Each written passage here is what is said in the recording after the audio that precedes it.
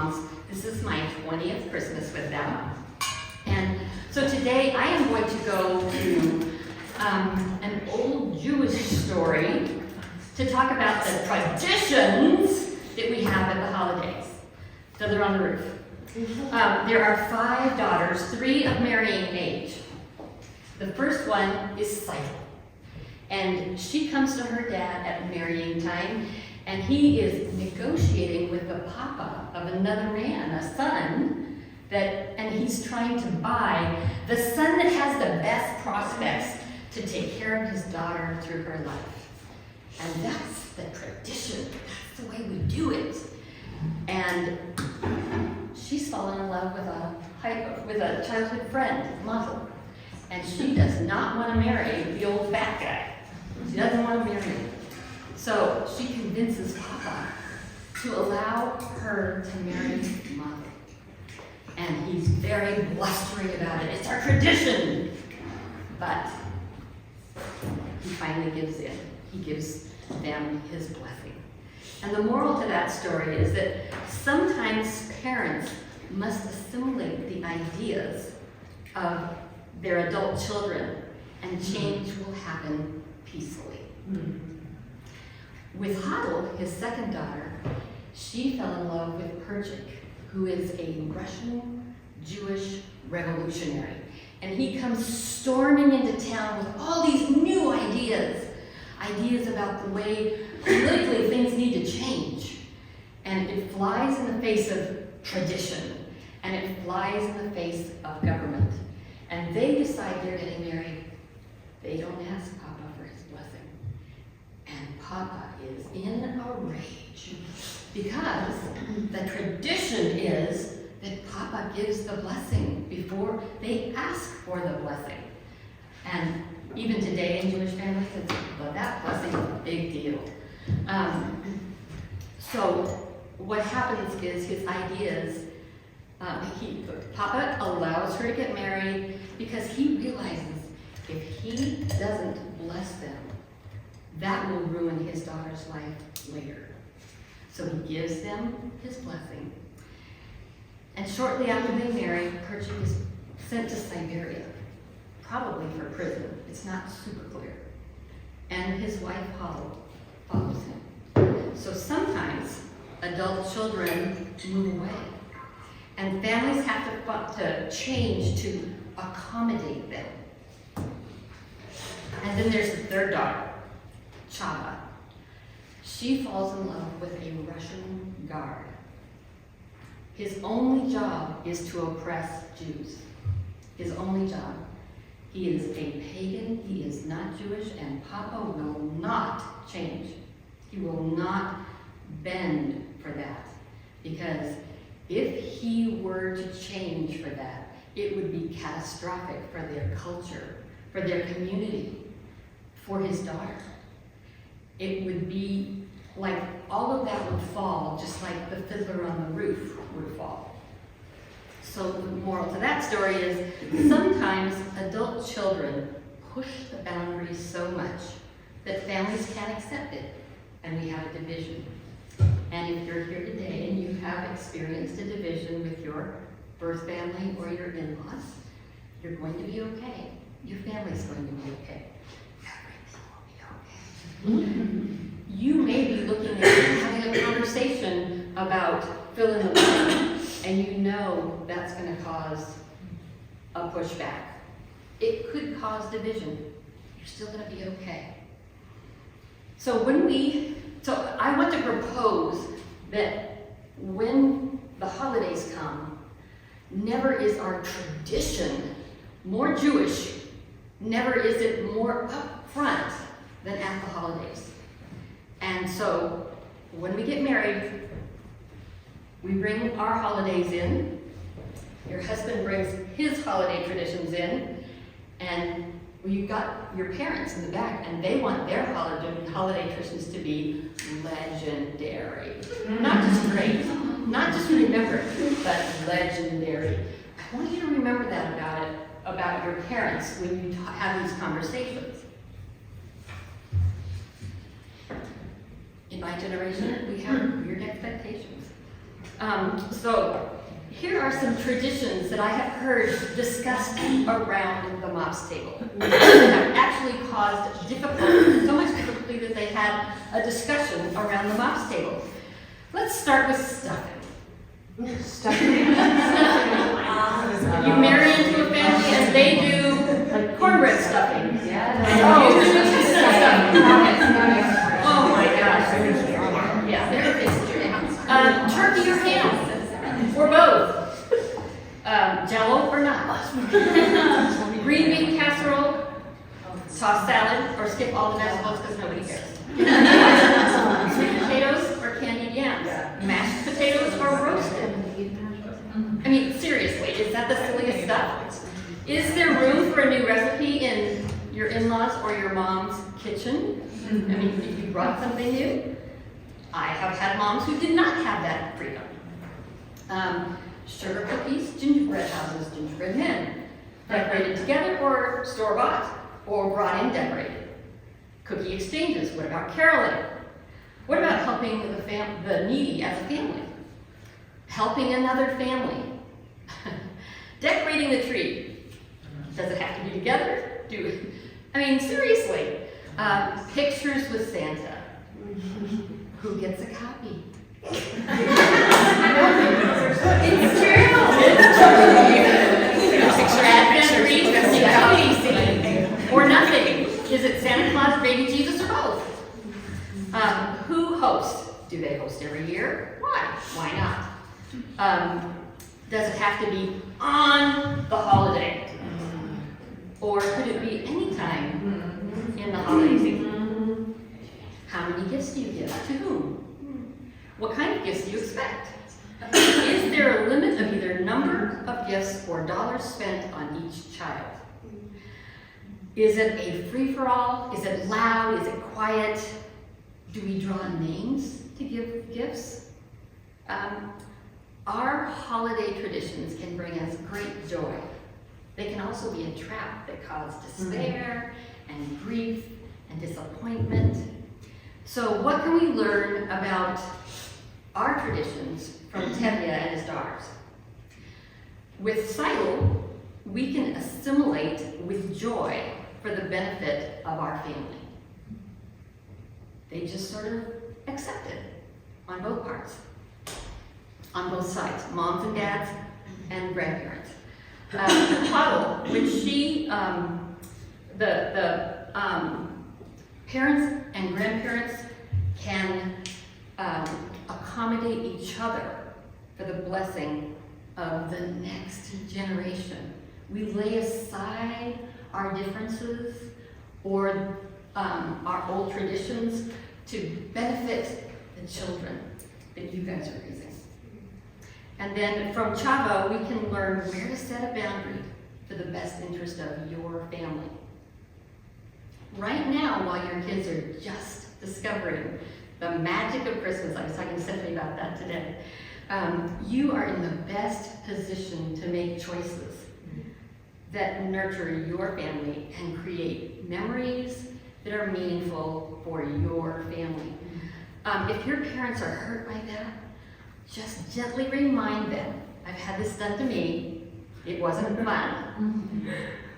You had your chance to set up Christmas your way, and now it's my turn. That was not fun. That was not a fun conversation. But you know what? I love my grandkids, so I will do whatever it is. And every year we get a gift list from our grandkids. And invariably, the most expensive gift is first. And the parents always say, would you get that one? Oh, I can get 5 or 6 of these, but there's just gonna be one box for the kids. Okay. So now it's your turn to establish some holiday traditions. And I want to mention that at this point, your mom and dad or your in-laws may be doing everything. And I want to encourage you to thank them for that. That might be working while your kids are still little. You may go spend the night at mom and dad so that you can all be together on Christmas morning. But I will tell you that as your kids get older, they will give you pushback. They don't want to go there and then schlep all their presents home. They want to stay home, open their presents, and play. So things will change over time as the kids get older. So what we want to establish, should be some water, yes. Thanks. What we want to establish is meaningful, fun traditions for our children, and that requires boundaries. From Romans, let's talk about our boundaries based on love. Love must be sincere, hate what is evil, cling to what is good, be devoted to one another in love, honor one another above yourselves, never be lacking in zeal, but keep your spiritual fervor, serving the Lord. Be joyful in hope, patient in affliction, faithful in prayer. Share with the Lord's people who are in need. Practice hospitality. Bless those who persecute you. Bless and do not curse. Rejoice with those who rejoice. Mourn with those who mourn. Live in harmony with one another. Do not be proud, but be willing to associate with people of low position. Do not be conceited. Do not repay anyone evil for evil. Be careful to do what is right in the eyes of everyone. Do not be overcome by evil, but overcome evil with good. So, to prepare your heart for the holidays, the traditions that you can assimilate or just blend in are cling to what is good, be devoted to one another in love, keep your spiritual fervor, especially at the holidays, and practice joy, hope, patience, and prayer, and charity. The traditions that you can accommodate, maybe tweak a little bit, to make them more meaningful or more practical or more reasonable for your kids. Practice hospitality. Bless those who persecute you. Do not curse. Rejoice with those who rejoice. Mourn with those who mourn. Live in harmony and invite people of low position. And what is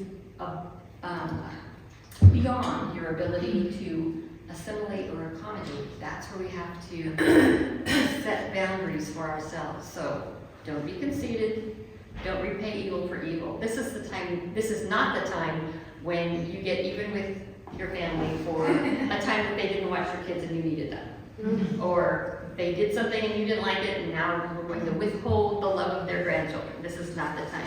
Do not take revenge and do not be overcome by evil. You know what? We have an enemy who will come and try to rob your joy every day, but especially at the holidays. Especially at the holidays. We're celebrating Jesus' birth. It's an offensive move, and he doesn't like it. So, did you notice that all of those things are about you? Has nothing to do with your kids or your family? It's all about you, and that's how you prepare your heart. The only thing you can control is you. So, but I wanted to drop this little truth bomb on you. I follow a blog called The Culture Translator because it deals with teenagers today. Not because I have teenagers, not because I am a teenager, obviously, but because those are the next moms coming in. So the more I know about them, because long after you guys stop being moms, I'll still be here. I'll still be mentoring moms, and that will be the fourth generation that I will have mentored. And the writer for that blog is Jerusha Clark. And she says, gratitude and anxiety are mutually exclusive neural pathways. You physiologically cannot be grateful and anxious at the same time.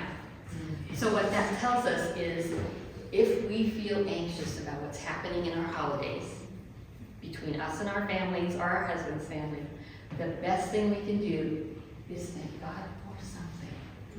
Be grateful, practice gratitude. I could spend all day unpacking that because I'm a brain nerd. And so now I want to talk about making some practical changes. Table leaders, do you have some handouts that I want you to give to your people? Do you have them already? Wasn't. Two things that you're gonna need are a budget and a calendar. Look at that, we have tools right here.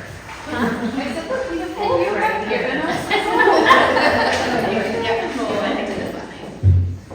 Because time and money are finite.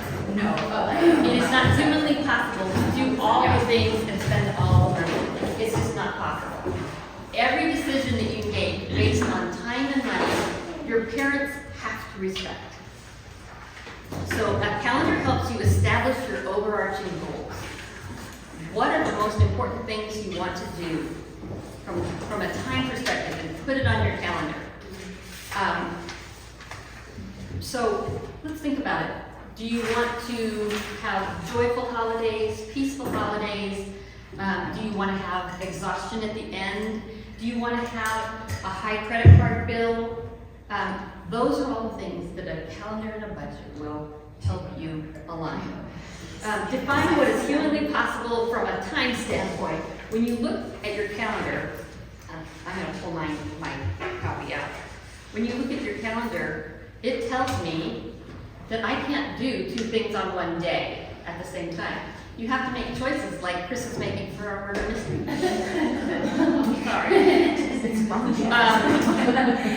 Are you leaving enough time for spontaneous fun? Are you putting things on here that are options that you may consider tentative? Maybe something better will come along, or maybe you are putting it on because you feel obligated and you may or may not go.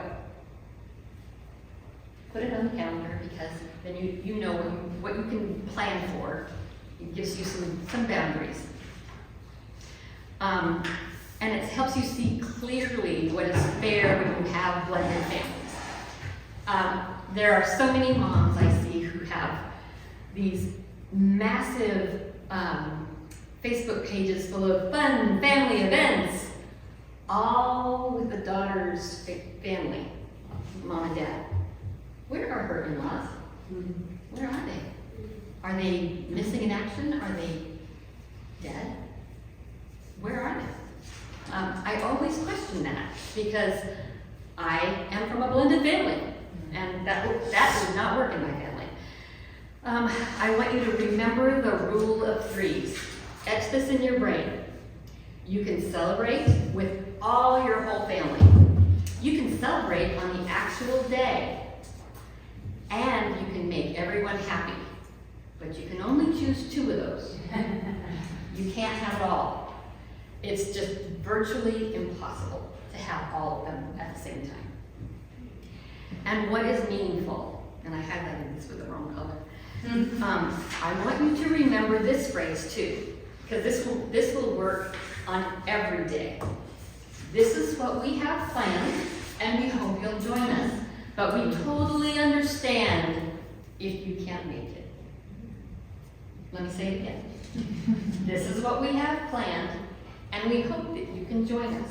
But we totally understand if you can't make it. The reason for that is that everybody is included in that way, and then they get to make a free choice, yes or no. You're not making an excuse for whoever else is coming. You're inclusive. Your budget helps you pay for your goals. A couple years ago, my grandson wanted a $400 Lego set. So we had to figure out how we were going to go afford that. I mean, kind of an anomaly, but he's the kind of kid that does the whole big Lego set. So we had to make some cuts. And my stepdaughter was not excited about some of the cuts that we had to make. But we explained to her, this is what Levi wants, and something has to give. We have a certain budget. We didn't start with the idea in mind that we were giving all the grandkids a $400 gift. So a budget helps you explain the choices that you're making. It helps you establish the most important priority, and that year. Levi's gift was the most important priority, and everything should be that. And it helps you see clearly what has to be eliminated so you can pay for the priority expenses. And when grandparents come to you and they invite you to do something, determine when blank is important to grandparents, to let them know that it's not in your budget this year, but maybe you can plan for it next year. That's their cue to say, let me pay for it. I've done it again and again. If we want to do something fun with our granddaughters, because they live locally, and it's not in their budget, we pay for it. We did the light show last year, when the girls were in the American Girl dolls. Grandma was the one. It was great because I got one-on-one time with my big granddaughters. It was just me and her and my credit card. Don't tell her. Your budget and your calendar determine a couple of other things. How to negotiate with family. If your parents are divorced and remarried, how will you include them all in your budget and in your calendar? What's fair? Are you going for fair? Do you even care about fair? That's the choices that you guys are going to have to make. Will you include all the step siblings in your plans and your budget? Sobriety versus drinking. Is that in your budget? Is it something that you're willing to pay money for and then spend the time doing it? Distance. This is the biggest complaint I've heard around the mom's table. My parents live in some eastern state, and they want me to come visit with me and my husband and my 4 kids. Do you know how much that costs? Yes. Some of us are nodding our heads. You know what? If that's really important, then the entire budget goes to plane fare. All of it. If Grandma and Grandpa want that badly enough, Grandma and Grandpa need to pay for it. And if they don't have the ability to do that, it is not on you to. When I did my informal survey, I got more direct messages about spending money on family travel for the holidays than anything else, and they were all heartbroken about it. One mom said that one year they didn't have the money to send all 4 of them, so her husband took the baby, bought 1 plane ticket, and she said, even with that, with our income, it took us till July to pay off the credit card. And you know what? That's not a fair burden to put on the next generation. And that's a tough one for us. I want to say us, but it's actually, that's an unintended burden that families put on you. So I want to introduce you to my holiday binder. I was lucky enough to be on the launch team for Get Yourself Organized Here. And I took all the things that you got on your table are from this. And this is from Kathy Liv, and she did all these beautiful graphics, and I gave Heather the link so that you guys can have all these beautiful graphics in color. I just gave you examples on the table in black and white. Yeah. But you will see in my holiday binder, I've been doing this now for 7 years. I wish I had known about it when my kids were little. I have my holiday calendar. Shows all the trips that we're making because we pay for airfare to go to our children. And then next year I will put it in here because it tells me what I did last year. Am I doing the same? Am I being fair? This is my budget. I put it on a spreadsheet because it's just easier for me to keep track. I don't add that well. Sorry, Sue, that's your job. Gift list. Oh my gosh, my grandkids send me a list every year. And this is the thickest one in my binder because I don't throw them away. I compare them every year. Their writing changes from year to year. And but this is a godsend, honestly. Because then, like I said, the most expensive thing at the top. Grandma, will you buy me that? Of course. updated it yet. This is my menus. You know what was the hardest thing for me as a grandma to give up? Cooking the meals. There's nothing in my menus anymore because somebody else handles the holidays and I go to them. This is for my Christmas cards. This is an inventory of the cards that I have left over from years prior. And this gives me the directions that I need to make the contacts in my phone become labels for my cards. Okay, that's Yeah, cool. I'll share that. This is an extra one. In here are my recipes. And this one my mom wrote in the 60s. And so every Christmas I pull this out and it reminds me, you know, after I die, nobody's gonna know who my mom is. Yeah. Somebody's gonna find this and realize, you know, this is grandma's. Yeah. And over here I've got a recipe that was written out by their grandma, their dad's mom. And so I've got all these great recipes in here, and it is wonderful to have it. Again, I'm not cooking very much, but sometimes I pull them out. This is also an extra one. This is a Christmas CD. I don't do CDs very often anymore, but it's J.J. Heller, and it's a really cute. It's mostly for kids. It's really simply music.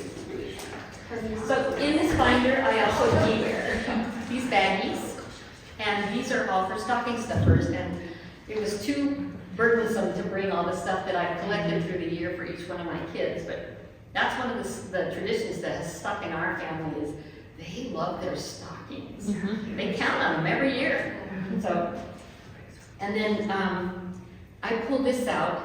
Oh, I love this book, and if any of you wants to borrow it, I would love to share it. It's written by Lisa Welchel, who was Blair on Facts of Life, and in it are these beautiful pictures, but it's pretty wordy. But there's some recipes and stuff, but all the things that we use at the holiday season, these symbols like candy canes and lights and trees, they all have a story.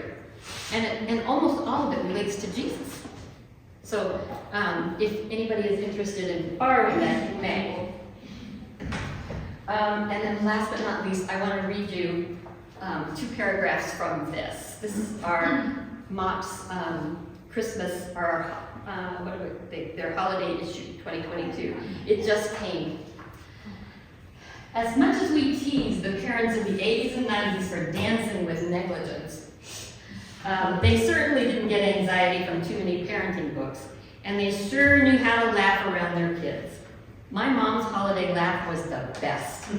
It was like a regular one, but bigger and fancier, with a little red lipstick on her teeth. Nothing made me happier as a kid than hearing that loud, bright holiday cackle. It meant the company had finally arrived and Queen Mom herself had sat down to enjoy the best stories and eat the best foods. It meant we could let the good times roll, man.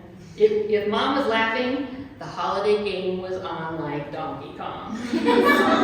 My mom didn't suffer from trying to control every detail of parenting or trying to manually facilitate her children's happiness at every holiday. She came to her own parties, and ironically, I was the happiest when she was enjoying the moment. The freedom in her joy is what cued me to embrace mine. Let's pray for your holidays. Heavenly Father, I pray that you would bless each family that's represented by the mom at these tables. I pray, Father, that as families grow and as traditions change, that it would be peaceful. And where they need boundaries, I pray, Father, that you would help them set healthy boundaries with their birth family, with their in-laws. And I pray, Father, that you would give them peace and joy and prosperity at the holidays and wisdom about their budget. In Jesus' name, amen.